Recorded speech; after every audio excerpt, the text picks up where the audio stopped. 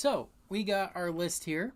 On the left hand side, we have all the Republican actors and actresses, and on the right, we have all the Democrat. And I'll just be going over each of them and kind of talking about just these different actors and whatnot.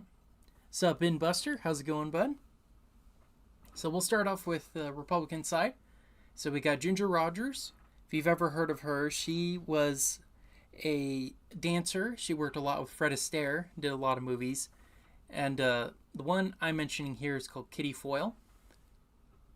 All right, and so then the next film, or next actor rather, for the list is James Cagney. You may know him from Public Enemy, Roaring Twenties, a couple other movies.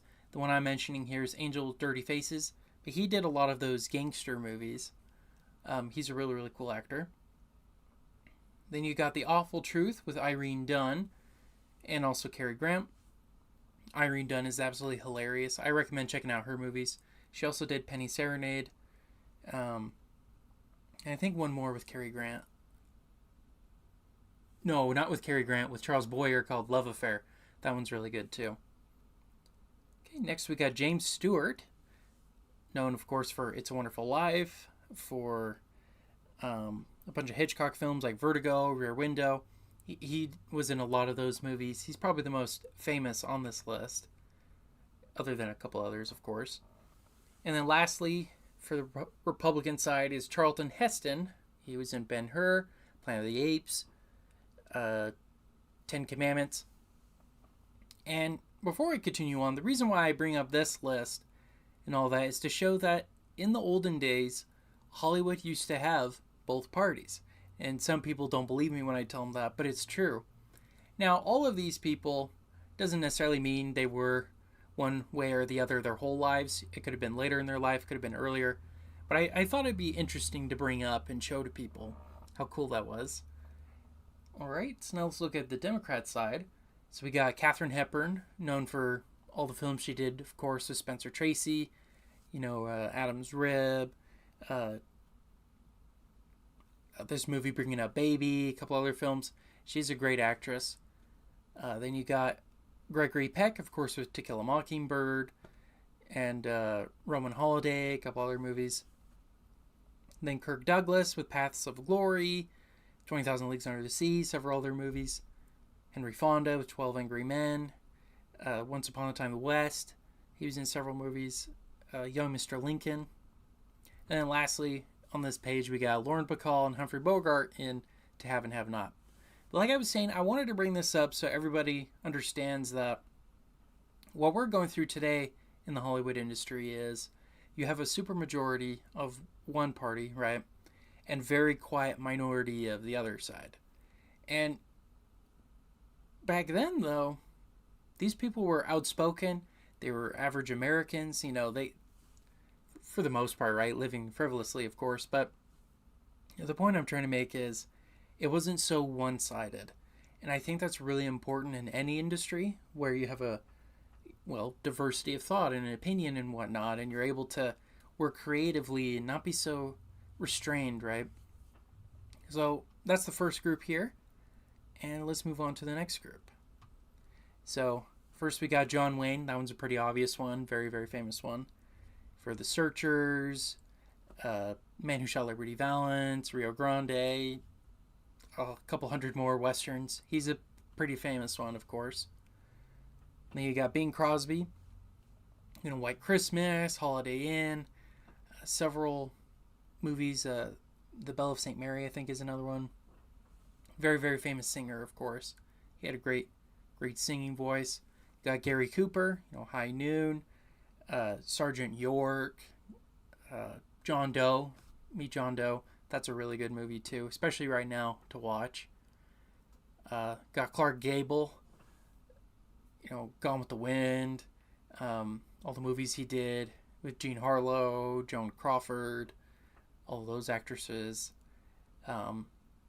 You got Fred McMurray and Barbara Stanwyck, and the film I have there is Double Indemnity.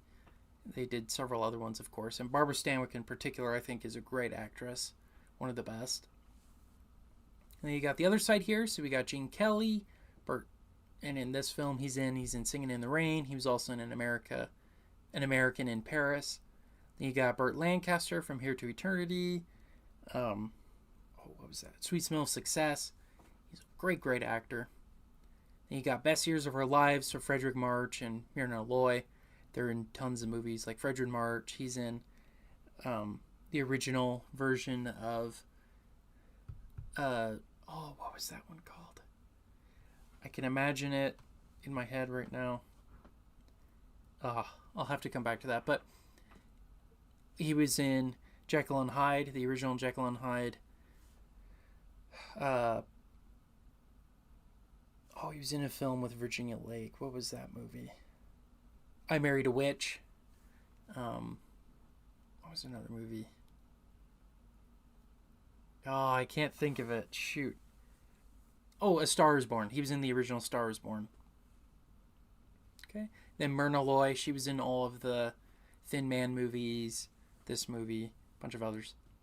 All right, moving on. We got Judy Garland in Wizard of Oz. She was in Meet Me in St. Louis. A bunch of musicals.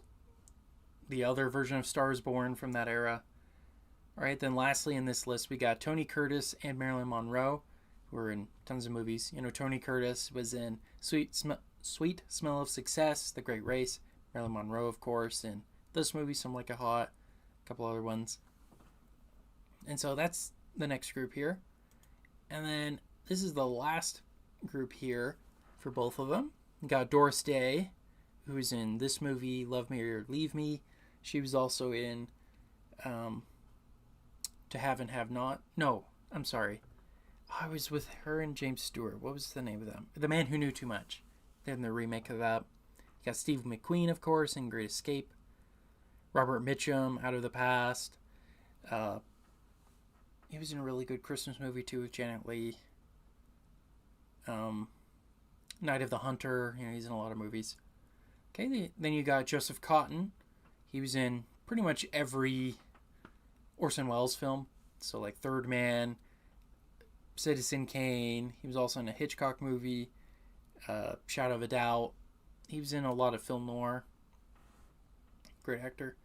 And, of course, the last one, and unfortunately my face is covering it, but the last one, of course, is Ronald Reagan. That's probably the most famous Republican actor because he eventually became president of the United States. He was the 40th president.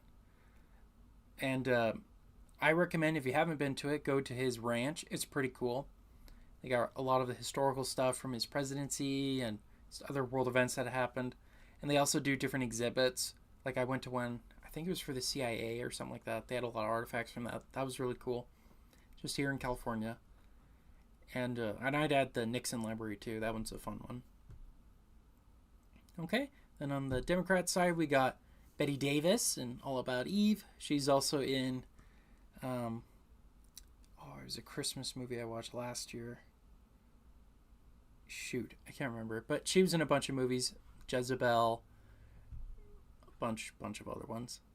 Okay, then we got High Sierra. We got Ida Lupino. She was in a bunch of film noir and whatnot. This is probably one of her more famous ones. Then you got Manchurian Candidate, Angela Lansbury, Murder, She Wrote, in this movie, Gaslight, State of the Union. That's a good movie. Just a bunch of them. Okay, then you got Audrey Hepburn for Breakfast at Tiffany's, Roman Holiday, another film I mentioned earlier, Sabrina. That one's actually a really good movie. I recommend it. It's a Billy Wilder film with her and Humphrey Bogart and William Holden. Okay, then the last one for the Democrat side I have is Orson Welles and Janet Leigh. And I use Touch of Evil. Orson Welles is probably the most famous one. And I put him at the same level as Ronald Reagan because of his involvement in politics as well. Orson Welles really advocated and worked a lot with FDR during, I think, at least two of the campaigns for him. He was very active in politics during that time.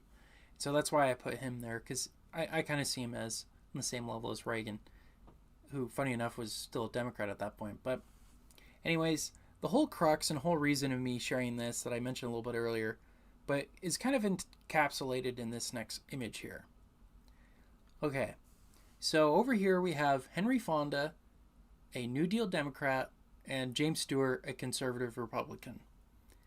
And I share this image with you because although they had very different political beliefs and different opinions and all of that, they were best friends for 50 years, despite all of that. They were able to work together in Hollywood a lot. They focused a lot on the craft.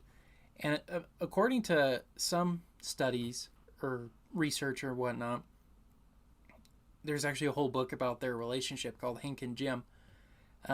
They got into a heated discussion once about politics, but they didn't want to ruin their friendship, so they decided to not have that be a talking point anymore and focused on what united them, which was their appreciation of art and acting and whatnot. And they were actually very different from each other. James Stewart was a Presbyterian, a constant churchgoer, was only married one time, had a few kids and whatnot. Very close, tight-knit family, right? Then you look at Henry Fonda, married a few times, divorced a few times, had several kids, but didn't have a really good connection or relationship with them, and he was agnostic. So they're very, very different from each other, and yet they were best friends for 50 years. And I share that because I strongly believe Hollywood would benefit from this kind of mentality, where just because you don't agree doesn't mean you can't be friends. Doesn't mean you can't be lifelong friends, as shown here. And